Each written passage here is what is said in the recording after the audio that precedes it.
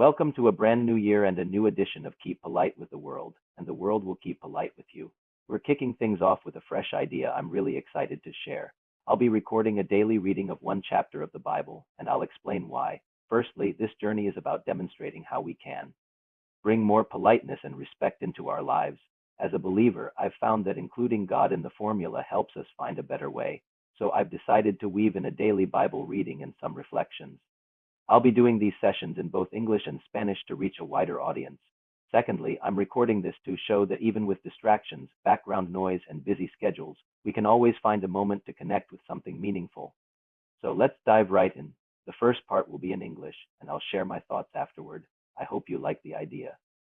We'll start with Genesis chapter 1, from the New World Translation of the Holy Scriptures, published by the Jew Org organization. I have chosen this version because I have found it to be one of the closest translations to the original text. They've done extensive research for every single verse, and I believe that being polite starts with being truthful. When we speak truth, we receive truth in return. I don't want to deprive you of that in any way, so let's begin. Genesis 1 says the following. In the beginning, God created the heavens and the earth. Now the earth was formless and desolate, and there was darkness upon the surface of the watery deep, and God's active force was moving to and fro over the surface of the waters. And God said, "Let there be light." Then there was light. After that, God saw that the light was good, and God made a division between the light and the darkness. God called the light day, but the darkness he called night. And there was evening and there was morning, a first day. Then God said, "Let there be an expanse between the waters, and let a division occur between the waters and the waters." Then God made the expanse and made a division between the waters beneath the expanse and the waters above the expanse, and it was so. And God called the expanse heaven, and there was evening and there was morning, a second day. Then God said, "Let the waters under the heavens be gathered together into one place, and let the dry land appear." And it was so. And God called the dry land earth, but the gathering of the waters he called seas. And God saw that it was good. Then God said, "Let the earth sprout grass, vegetation bearing seed, and fruit trees yielding fruit according to their kinds, with their seed in it, upon the earth." And it was so. The earth began to put forth grass, vegetation, bearing seed according to its kind. And God saw that it was good. And there was evening and there was morning, a third day. Then God said, "Let there be luminaries in the expanse of the heavens to make a division between the day and the night, and they must serve as signs and for seasons and for days and years. And they must serve as luminaries in the expanse of the heavens to shine upon the earth."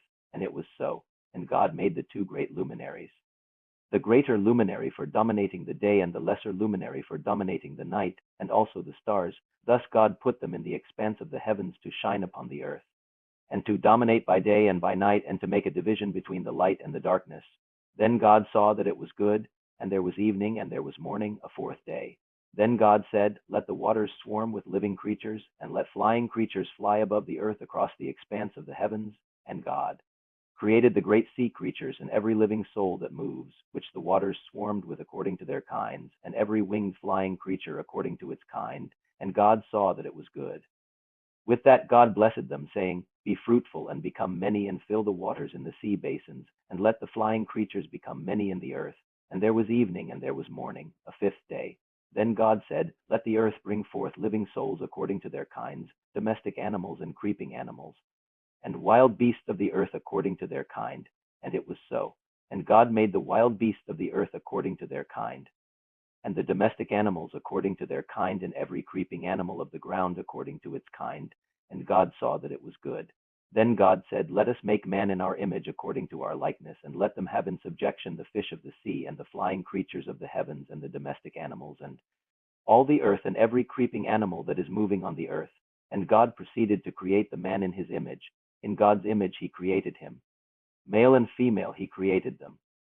Further God blessed them, and God said to them, "Be fruitful and become many, fill the earth and subdue it, and have in subjection the fish of the sea, and the flying creatures of the heavens, and every living creature that is moving on the earth." And God went on to say here, "I have given to you all vegetation bearing seed which is on the surface of the whole earth, and every tree on which there is the fruit of a tree bearing seed, to you let it serve as food.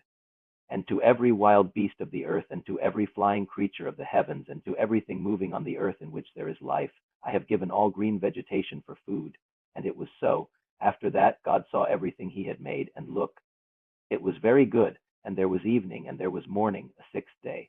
Wow. For me, there are so many points to highlight here, but the first one that stands out is the perfect design and the fact that God was there busy and productive, setting a great example for us all from the very beginning. Everything speaks of creation, intelligence, and wisdom. Think about it. The chair I'm sitting on, the table my device is on, the building I'm in, it all has a designer. Nothing just appeared out of nowhere. This chapter makes it clear that there was intelligent design behind all life. It tells me that I was wonderfully made and that my existence is not an accident, but part of a plan, a blueprint set in motion by God Himself. He was so involved, designing everything, every plant, every animal, according to its kind. It also suggests we weren't originally meant to die. When God told the first humans to be fruitful and become many and fill the earth, it speaks of life, of purpose, of inhabiting and caring for this planet. That's a powerful thought to start with. You too are part of this incredible plan. I recently had a discussion with someone who believes in evolution, that everything came from one living cell. When you read this chapter, it speaks so clearly of design and intellect. For me, believing I was created gives me purpose. It means I have a responsibility to someone, to something greater. When we feel we don't answer to anyone, that we came from nothing, it's easy for things to go off course. There's no accountability, and this may lead us to believe we can do as we please. We can enjoy the moment because there are no consequences and we need not answer to anyone for what we do, when we all know that isn't the case at all. There are always higher authorities to keep in order, aren't there? Reading this, I feel a sense of purpose, however. I was created for a reason. I am part of this wonderful planet, and I want to use my life to the fullest to glorify God, and in turn to treat my neighbor with kindness, respect, and politeness, knowing that a higher authority set all of this in motion. I need to listen and obey. This is the whole essence of Keep Polite with the World. It's about projecting and teaching values that help bring balance. It's not about forcing religion, but there is a huge positive influence from the wisdom found in the Bible. I hope you've enjoyed today's reading and reflection. Thanks for listening, and I hope you'll join me again tomorrow. Please follow and subscribe for more. My hope is that you, as a listener, can benefit from this time with the scriptures.